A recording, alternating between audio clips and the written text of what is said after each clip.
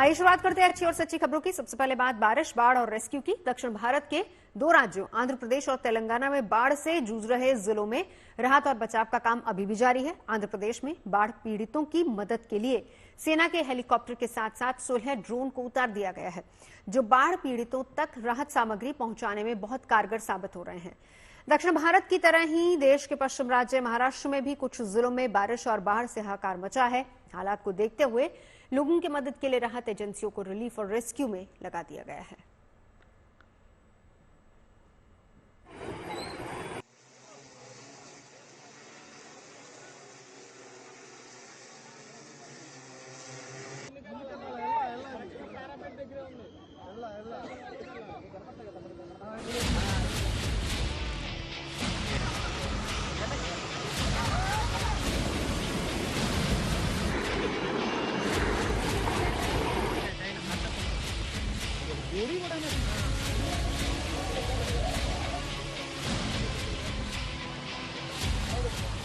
सैलाब संकट की घड़ी में तकनीक कितनी मददगार साबित हो सकती है, ये तस्वीरें उसका जीता जागता उदाहरण है।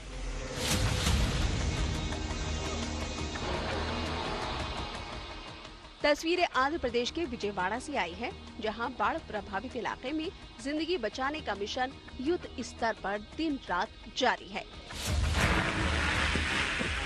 लेकिन कुछ इलाकों में बाढ़ पीड़ितों तक राहत सामग्री पहुंचाने में दिक्कत भी आई, तो इन ड्रोन ने मुश्किल काम को भी आसान बना दिया।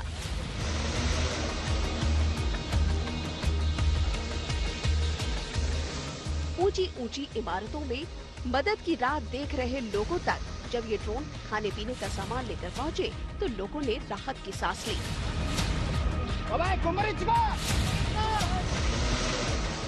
बताया जा रहा है कि 16 ड्रोन को राहत सामग्री पहुंचाने के काम में लगा दिया गया है।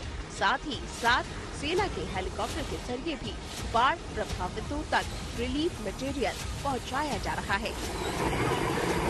आंध्र प्रदेश गवर्नमेंट ने ड्रोन्स चालू किए हुए हैं, जहां से वो लोग पानी और खाना जिसको भी चाहिए वो जाके दे सकते हैं। ये ऐसा ही वैसा एक ड्रोन है जहां पे आप देख सकते हैं पानी और जो खाना है वो सब भी लेके जाने के लिए तैयारियां हो रही है। यहाँ हम सिंह नगर में हैं, जहाँ आप देख सकते हैं कई सारे रेस्क्यू ऑपरेशन जारी है। यहाँ पे कई सारे लोगों को भी ड्रोन्स के इस्तेमाल करके उनको पानी और खाना भी दे रहे हैं। कई सारे लोग छत पे यहाँ पे खड़े हुए हैं, जिसके लिए पानी और खाना चाहिए। उसके लिए आंध्र प्रदेश गवर्नमेंट ने ड्रोन्स और हेलीकॉप्टर्स सब कुछ भी रेडी कर चुके हैं। एपीएसडीआरएफ के ऑफिशियल्स हैं जो कई सारे लोगों को मदद कर रही है।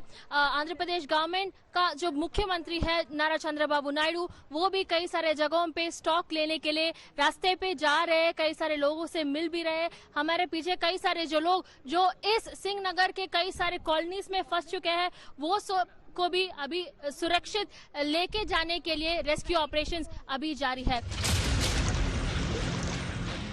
जानकारी के मुताबिक आंध्र प्रदेश में करीब 4.5 लाख लोग बारिश और बाढ़ से प्रभावित हैं।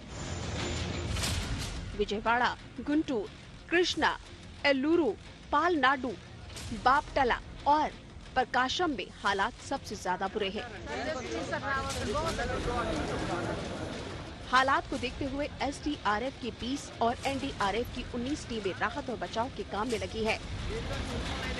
जो डिप्रेशन डेवलप हुआ था बे ऑफ बंगाल में, उसके साथ भारी वर्षा हुई है आंध्र प्रदेश में और तेलंगाना में।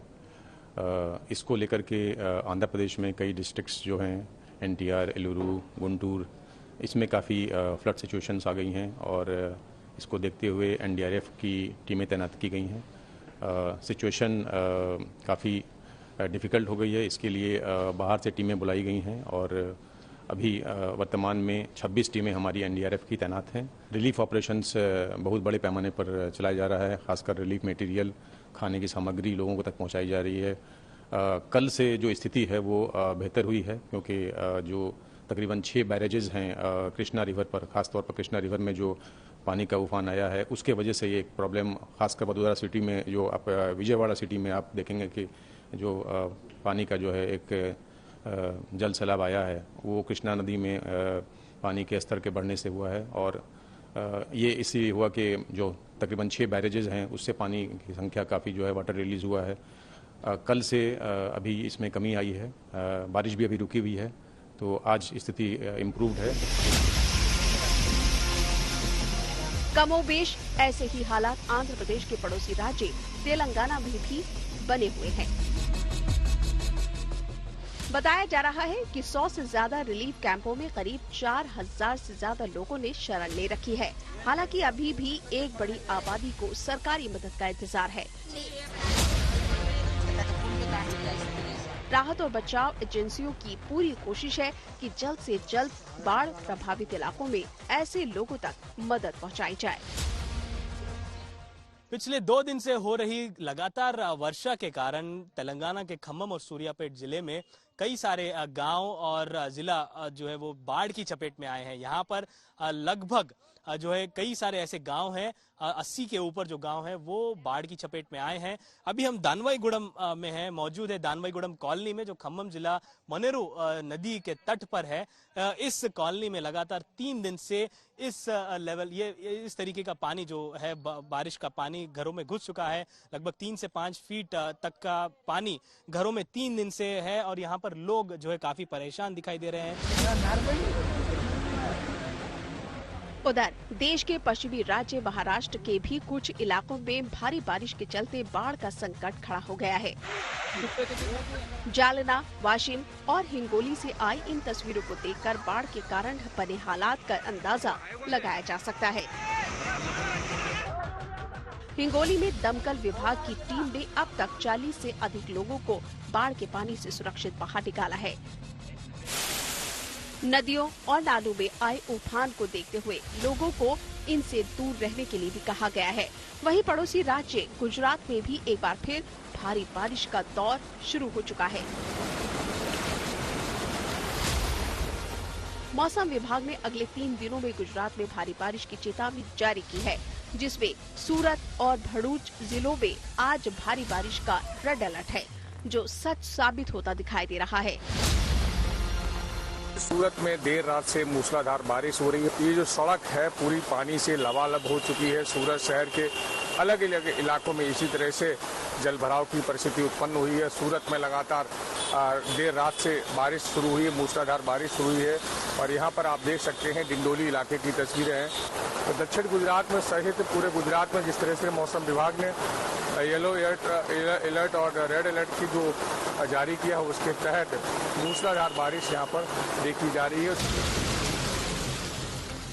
मौसम विभाग की चेतावनी को देखते हुए सरकारी एजेंसियों को अलर्ट कर दिया गया है, ताकि अगर जरूरत पड़े तो फौरन राहत और बचाव का अभियान शुरू किया जा सके। विजयवाड़ा से अपूर्वा जयचंद्रन, खम्मम से अब्दुल बशीर और सूरत से संजय सिंह राठौर के साथ bureau report TTS today.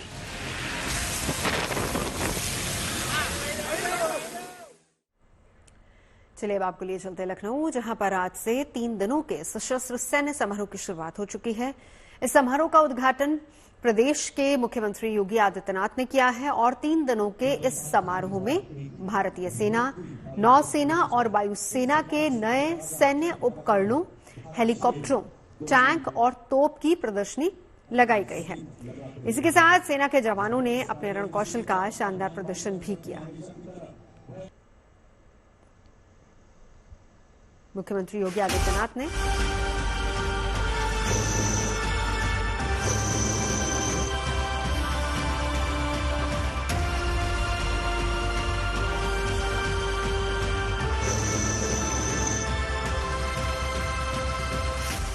Parachute से उतरे जवानों का ताबड़तोड़ एक्शन भी है, ड्रोन से बरसते गोले भी हैं,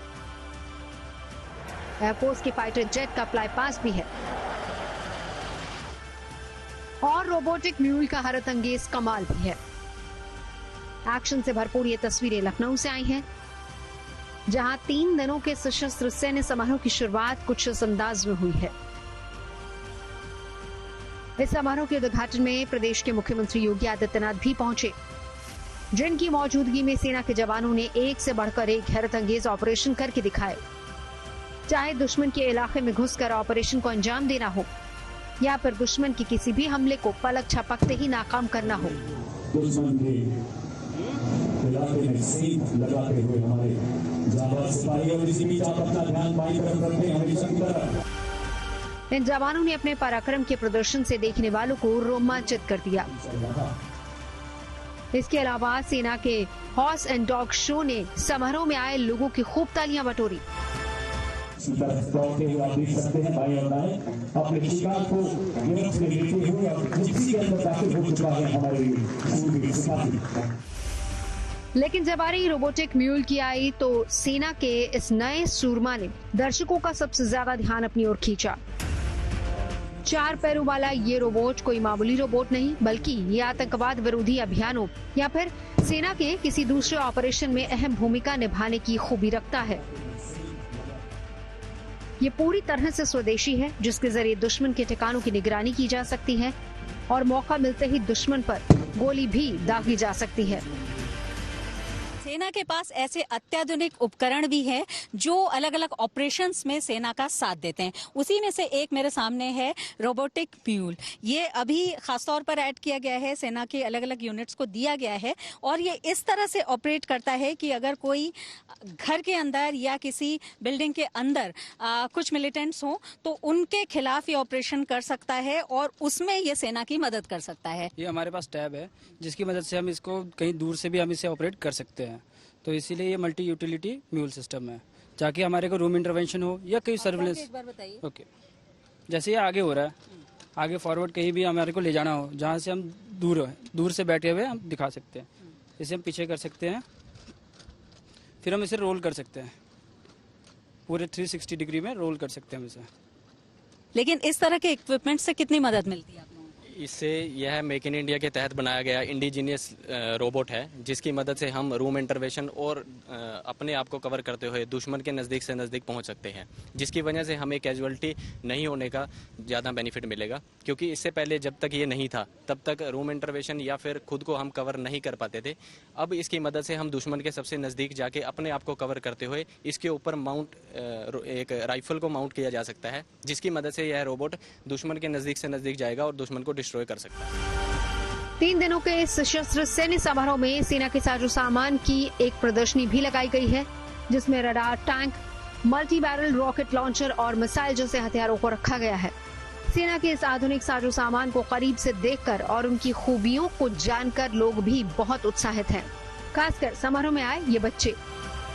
जल, थल और नभ पर जिसका कब्जा है वो है भारतीय सेना। भारतीय सेना अद्वितीय है और इसलिए देश के 140 करोड़ लोग भारतीय सेना की ओर गर्व से देखते हैं, उम्मीद से देखते हैं। और जब जब ऐसा मौका आया है तो भारतीय सेना ने अपने उन उपकरणों के साथ, जिसमें टैंक्स भी शामिल है, दूसरे उपकरण भी शामिल हैं, एक तरह से लोगों को गर्व करने का मौका दिया है। सैनिकों की जाबाजी तो है ही। जो लखनऊ में प्रदर्शनी है चल रही है समय सशस्त्र सेना महोत्सव पर, वो हम अभी देख रहे हैं कि इसमें ये टैंक है। टैंक इतना भव्य है कि इसको जो स्टूडेंट्स आए हैं वो भी देख रहे हैं और जो सेना के प्रतिनिधि हैं उनको समझा रहे हैं। पहले तो ये सब चीजें वैसे मूवीज में या न्यूज चैनल्स में दिखती थी, बट सामने देखने में कितना डिफरेंट ये लग रहा है। It is completely like a dream. जब भी हम इंडियन आर्मी के बारे में सोचते हैं या फिर जब भी उनको देखते हैं तो जो उत्साह उत्पन्न होता है हमारे अंदर, तो वो हमने कभी भी ऐसे देखा नहीं। जब आज हम इन चीज़ों को, इन उपकरणों को देख रहे हैं तो हमारे अंदर जो उत्साह उत्पन्न हो रहा है, तो उससे मुझे ये लगता है कि ज़्यादा से ज़्यादा जो बच्चे हैं वो आर्मी में आना चाहेंगे। पहले देखे आपने? पहले तो आज तक नहीं देखे थे मैंने, मगर आज देख के अपने वैज्ञानिकों पे बहुत ज़्यादा गर्व हो रहा है मुझे और अपनी सेना की इतनी मेहनत पे भी बहुत गर्व हुआ है मुझे। लखनऊ छावनी के सूर्य खेल परिसर में ये सशस्त्र सैन्य समारोह 5 सितंबर तक चलेगा। देश के 140 करोड़ लोग पूरी तरह से गर्व करते हैं भारतीय सेना पर, लेकिन भारतीय सेना के बारे में जानकारी और उन उपकरणों के बारे में जानकारी होना अपने आप में यहाँ के लोगों को बहुत एक अलग तरह का अनुभव देगा। इस उम्मीद के साथ इस प्रदर्शनी को लगाया गया है। वीडियो जर्नलिस्ट गौरव गुप्ता के साथ शिल्पी सेन, लखनऊ। और अब बात करते हैं पश्चिम बंगाल के एंटी रेप बिल की, जिसे आज ही विधानसभा से पास करवाया गया है। कोलकाता के आरजीकर अस्पताल में ट्रेनी डॉक्टर से हुए रेप और हत्या के खिलाफ इंसाफ की मांग को लेकर अब भी प्रदर्शन चल रहे हैं, लेकिन इन सब के बीच ममता सरकार ने विधानसभा में एंटी रेप बिल पेश कर दिया और इस बिल को अपराजिता महिला और बाल विधेयक 2024 नाम दिया गया है। इस बिल का मकसद महिलाओं और बच्चों के खिलाफ होने वाले अपराध पर लगाम लगाना है। पश्चिम बंगाल विधानसभा से पास हुए बिल के मुताबिक बलात्कार के मामलों में जांच 21 दिन के अंदर पूरी कर ली जानी चाहिए।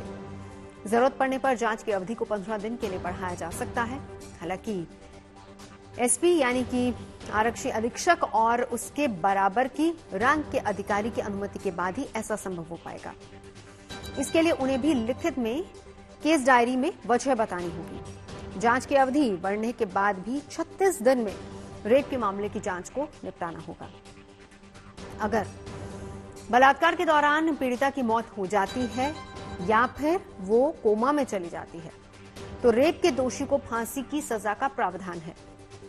रेप और गैंगरेप के दोषियों को पैरोल के बिना उम्र कैद की सजा का भी प्रावधान है, जिसमें सारी उम्र जेल में रखने पर जोर है। मौजूदा कानून के तहत उम्र कैद की कम से कम सजा 14 साल है और उम्र कैद की सजा सुनाए जाने के बाद सजा माफी हो सकती है, पैरोल भी दी जा सकती है, सजा कम भी की जा सकती है। इस बिल के कानून बनने के बाद पश्चिम बंगाल में रेप या फिर गैंगरेप के दोषियों को अंतिम सांस तक कैद में रखा जाएगा, यानी कि इसमें दोषी को अपनी आयु पूरी करने तक जेल में ही रहना होगा और साथ ही उस पर जुर्माना भी लगेगा। बिल में अपराजिता टास्क फोर्स बनाने की भी बात है, जिसकी अगुवाई डीएसपी करेंगे और ये टास्क फोर्स नए प्रावधानों के तहत मामलों की जांच के लिए जिम्मेदार होगी। पश्चिम बंगाल में रेप पीड़िता को जल्द न्याय मिले, इसके लिए व्यवस्था में कोई बदलाव भी प्रस्तावित है। स्पेशल जांच टीम के अलावा स्पेशल कोर्ट भी बनाए जाने के लिए कहा गया है, जिन्हें जरूरी संसाधन मुहैया कराए जाएंगे। साल 2022 की एनसीआरबी यानी कि नेशनल क्राइम रिकॉर्ड ब्यूरो के आंकड़ों से पता चलता है कि महिलाओं के खिलाफ होने वाली हिंसा के मामले में पश्चिम बंगाल 5वें पायदान पर है। पश्चिम बंगाल में प्रति 1 लाख की दर के हिसाब से अपराध 71.8 थे।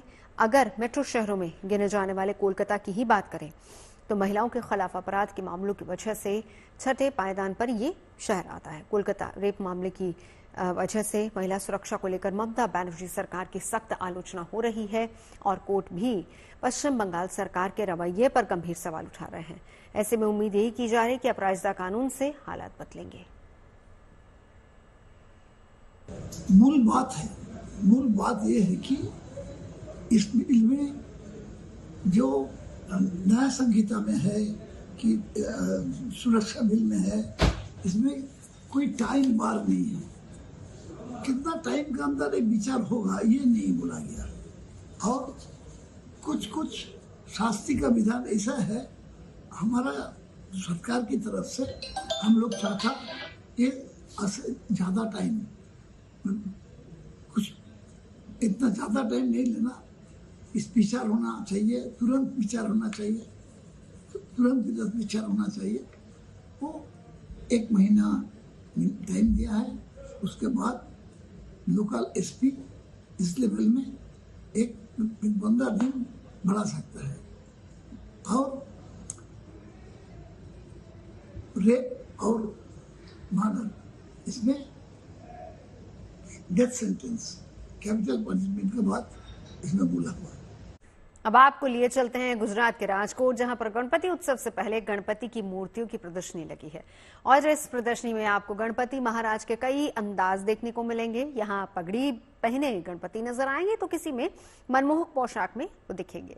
रंग बिरंगे मुकुट में सजे गणपति की मूर्तियां भी इस प्रदर्शनी में लोगों के आकर्षण का केंद्र बनी हुई है, जो भक्तों के लिए बहुत खास है।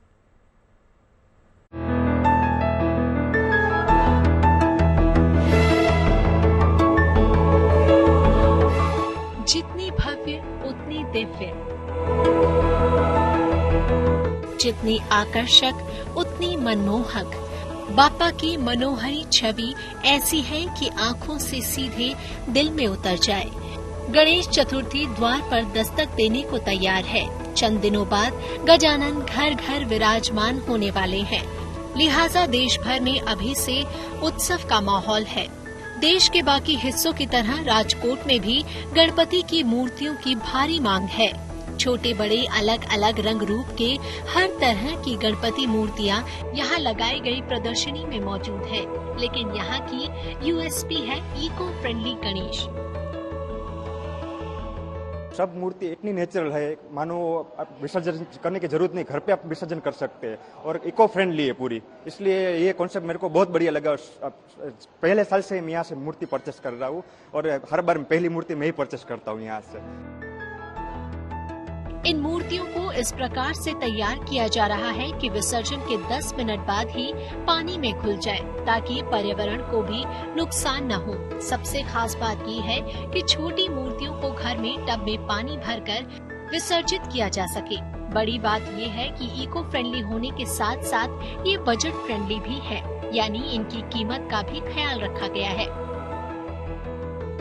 पीओपी से तो थोड़ी महंगी रहती है, लेकिन फिर भी हम लोग नो प्रॉफिट नो लॉस पे ही ज्यादा काम करते हैं, क्योंकि इतना ही इच्छा है कि हम लोगों को बोले कि बस यही मूर्ति यूज करें।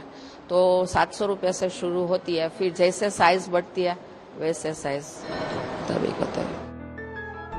7 सितंबर को गणेश चतुर्थी की शुरुआत होने जा रही है। अगले 10 दिनों तक बाप्पा पंडालों के साथ साथ घर घर विराजेंगे। अगर आप भी गणपति बाप्पा को अपने घर विराजने की सोच रहे हैं तो इको फ्रेंडली गणेशा घर लाएं और पर्यावरण की सुरक्षा में सहयोग दीजिए। Bureau report, good news today. Ganesh Chaturthi का समय अब बेहद करीब आ चुका है और इस साल शुक्ल पक्ष की चतुर्थी तिथि यानी कि 6 सितंबर की दोपहर 3:01 से शुरू होगी और इसका समापन 7 सितंबर के शाम 5:37 पर होगा। उदया तिथि के अनुसार गणेश चतुर्थी 7 सितंबर शनिवार को मनाई जाएगी, जिसके लिए तैयारियों को अंतिम रूप दिया जा रहा है। तमिलनाडु के मदुरई में बड़े पैमाने पर गणपति प्रतिमा बनाई जा रही है। कलाकार गणेश प्रतिमाओं को तैयार करने में दिन रात एक किए हुए हैं। पर्यावरण का ख्याल रखते हुए यहां पर इको फ्रेंडली प्रतिमाएं बनाई जा रही हैं। खबरें सच्ची होनी चाहिए, अच्छी खुद ब खुद लगती हैं। Navjot Sindhawa signing off. आप सुनते रहिए गुड न्यूज, देखते रहिए गुड न्यूज।